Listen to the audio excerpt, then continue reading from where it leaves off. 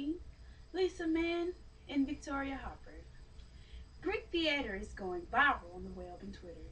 People want to know how it feels to be a Greek actor, so here's a little information or background to give you the feel.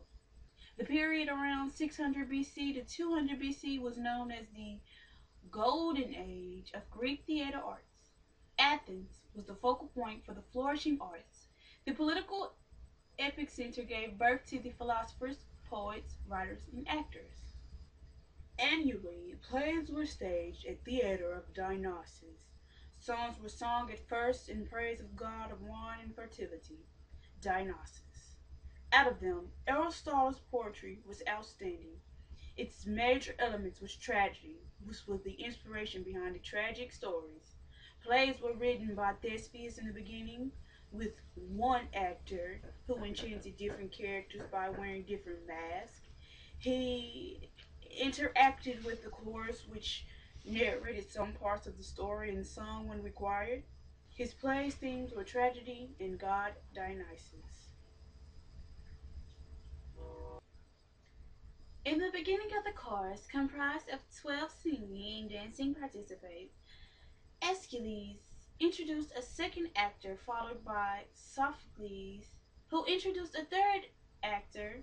This increased the complexity of the story and opened the horizons as the Greek mythology characters were being considered.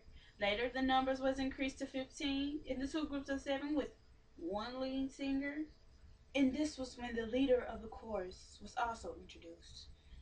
He was responsible to interact with the actors on stage, with the audience too, for their opinion and for the summarization. Sometimes the interaction was the form of a song, and at the other times he spoke directly. Another poet, Aaron, developed chorus singing, which was known as Diranthrium. Later on, chorus became an integral part of Greek theater alongside actors, commentators, and narrators who were also a part of the chorus team. In some plays, chorus acted as a separately different character. They all synchronized with each other to project the image of a single entity rather than a group. The rest of the chorus sang along in the background and illustrated on the main theme. The theater arts that emerged during that era are mirrored in the plays of today all over the world. Out of all the plays written at that time, plays of tragedies like Aeschylus, Euripides, and Sophocles, y'all know his name, and the plays of comedian Aristophanes became famous in the golden history of Greek arts. Their work were taken one step further by Plautus and Terence. There were 24 members in one comedies, and it performs usually several techniques, including singing, dancing, narrating, and acting. In the orchestra of ancient Greek theater, Thymel, a small altar dedicated to Bacchus, that's where they sacrifice goats before each performance, usually at the center of the orchestra circle, marked by a white stone.